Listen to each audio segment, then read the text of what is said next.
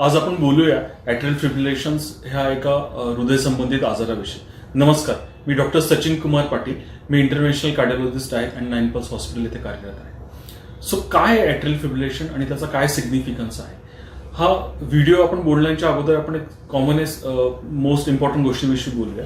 Atrial फिब्रिलेशन्स हा recurrent stroke होण्यासाठी खूप स्ट्रॉंग रिस्क फॅक्टर आहे. त्यामुळे आजच्या व्हिडिओमधून मला तुम्हाला हीच इन्फॉर्मेशन द्यायची आहे की आपल्या अपत्यजनांना किंवा आपल्या जवळच्या लोकांना ज्यांना ऑलरेडी स्ट्रोकचा त्रास होऊन गेलेला आहे, अशा वेळेस आपली सगळ्यांची इच्छा असते की पेशंटला पुन्हा एखादी सेकंड स्ट्रोक नको यायला.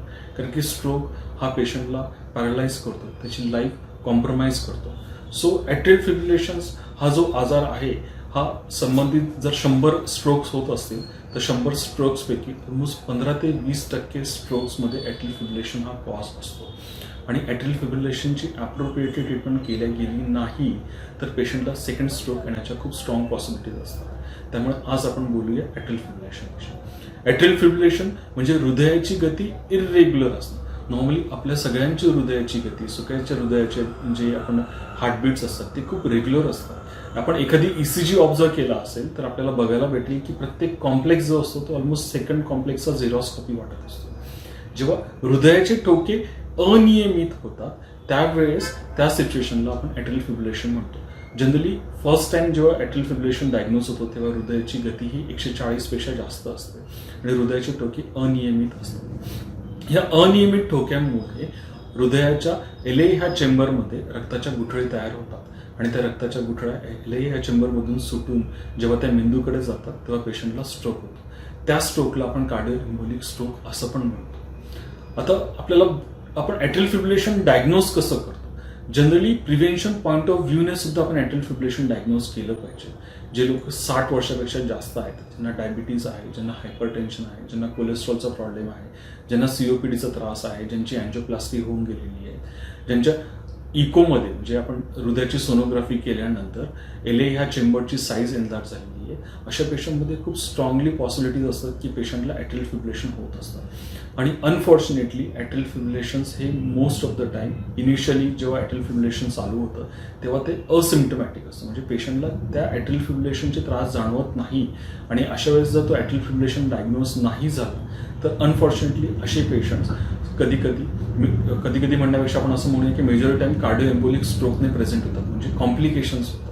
सो ज्यावेळेस असे क्लिनिकल सिनारिओ असतात की पेशंटला हायपरटेन्शन आहे, डायबिटीज आहे, त्यांच्या हृदयाच्या इकोमध्ये LA चेंबर एनलार्ज आहे, त्यांना हार्ट अटॅक येऊन गेलेला आहे, त्यांची हार्ट पंपिंग कॅपॅसिटी कमी झालेली आहे, त्यांना प्रिव्हियसली स्ट्रोक होऊन गेलेला आहे, तर अशा पेशंट्समध्ये डेफिनेटली आपण इव्हॅल्युएट केलं पाहिजे की पेशंटला इव्हन पॅराक्झिस्मल म्हणजे काही शॉर्ट ड्युरेशनसाठी का होईना ॲट्रियल फिब्रिलेशनचे एपिसोड्स होत आहेत. आणि हे डायग्नोज करण्यासाठी आपल्याला एक 24 आवर होल्टर स्टडी म्हणून एक सिम्पलची स्टडी असते जी परफॉर्म करावी लागते. काय असतं 24 आवर होल्टर स्टडी? 24 आवर होल्टर स्टडी म्हणजे जो तुम्ही ECG काढत असतात तर तुमच्या हृदयाचा 10 सेकंदाचा स्नॅपशॉट असतो. असंच आपण हृदयाची गती 24 आवर होल्टर स्टडी लावून 24 तासासाठी मॉनिटर करतो आणि कॉम्प्युटर आणि कार्डिओलॉजिस्टच्या साहाय्याने आपण त्याच्यात शोधतो की पेशंटला ॲट्रियल फिब्रिलेशनचा त्रास होतोय का. तो ॲट्रियल फिब्रिलेशनचा त्रास होत असेल तर एक पर्टिक्युलरली विशिष्ट प्रकारच्या ब्लड थिनर टॅब्लेट्सवर अशा पेशंट्सला आपण चालू केल्यानंतर पेशंटला स्ट्रोक होण्याची किंवा ज्यांना स्ट्रोक होऊन गेलेला त्यांना रिकरंट स्ट्रोक होण्याच्या पॉसिबिलिटीज आपण सिग्निफिकंटली कमी करू शकतो आणि अशा पेशंट्सला आपण स्ट्रोकपासून पण प्रिव्हेंट करू शकतो. आणि ज्या लोकांना स्ट्रोक झालेला आहे त्या लोकांना आपण सेकंड स्ट्रोक पण प्रिव्हेंट करू शकतो. ॲट्रियल फिब्रिलेशन जेव्हा होतं तेव्हा जनरली पेशंटला काय सिम्पटम्स होतात?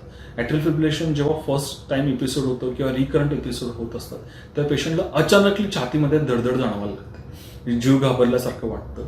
ज्या लोकांना ऑलरेडी हृदय संबंधित त्रास झालेला अशा लोकांना त्यावेळेस चेस्ट पेन पण होतं, ब्रेथलेसनेस होतो. पण सगळ्यात प्रॉमिनंट सिम्पटम असतात ॲट्रियल फिब्रिलेशन जेव्हा होतं त्यावेळेस पेशंटला छातीमध्ये धडधड जाणवते आणि ही धडधड अचानक सुरू होते आणि अचानक बंद होते. त्यामुळे अशा वेळेस असे काही सिम्पटम्स आपल्या अपत्यजनांना किंवा जवळच्या लोकांना किंवा आपल्याला काही होत असतील तर डेफिनेटली ॲट्रियल फिब्रिलेशन्ससाठी evaluations from the cardiologist point of view केली पाहिजे.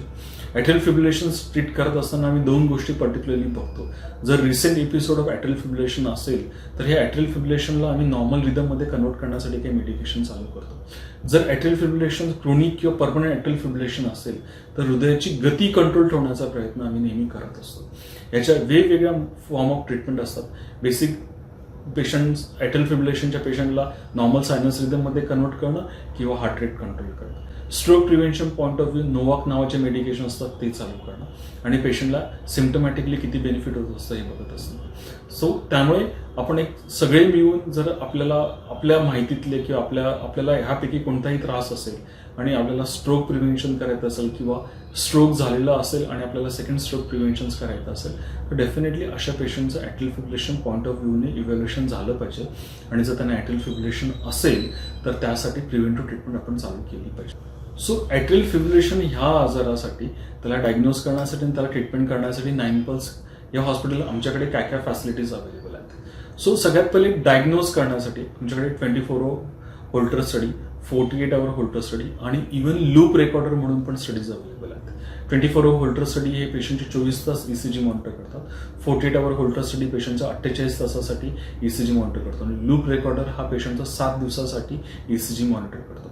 जनरली जसं आपण बघितलं की ॲट्रियल फिब्रिलेशन्स हे कधी कधी इनिशियली पॅराक्झॉस्मल असतात, म्हणजे ते खूप शॉर्ट ड्युरेशनसाठी येतात आणि पुन्हा सायनस रिदममध्ये कन्वर्ट होतात. सो हे डायग्नोज करण्यासाठी आपल्याकडे होल्टर स्टडी असतो. सिमिलरली त्या पेशंट संबंधित जे रिस्क फॅक्टर्स असतात, जसं पेशंटचं लेफ्ट ॲट्रियल चेंबरचा डायलेटेड की नाही हे बघण्यासाठी आपल्याकडे सोफिस्टिकेटेड इको मशीन असून आपण त्याचे इको करून पण डिटरमाइन करू शकतो की याला ॲट्रियल फिब्रिलेशन होण्याची रिस्क आहे.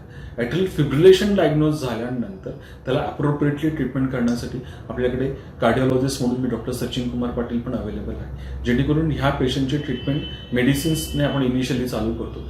ट्रीटमेंट करून आपण पेशंटला फॉलोअपमध्ये ठेवतो आणि आपण हे बघत राहतो की पेशंटला पुन्हा ॲट्रियल फिब्रिलेशनचा त्रास होतो. एखाद्या पेशंटला खूप सिम्टमॅटिकली पॅराक्झॉस्मल ॲट्रियल फिब्रिलेशन होत असेल, सिम्टमॅटिक पॅराक्झॉस्मल ॲट्रियल फिब्रिलेशन म्हणजे पेशंटला खूप शॉर्ट ड्युरेशनसाठी अचानक छातीत धडधड होत असेल आणि त्या धडधडीमुळे पेशंट खूप डिस्टर्ब होत असेल तर अशा केसेसमध्ये आपण EP स्टडीज करून ॲट्रियल फिब्रिलेशन ॲबेलेशनची फॅसिलिटी सुद्धा 9 पल्स हॉस्पिटलमध्ये अवेलेबल आहे.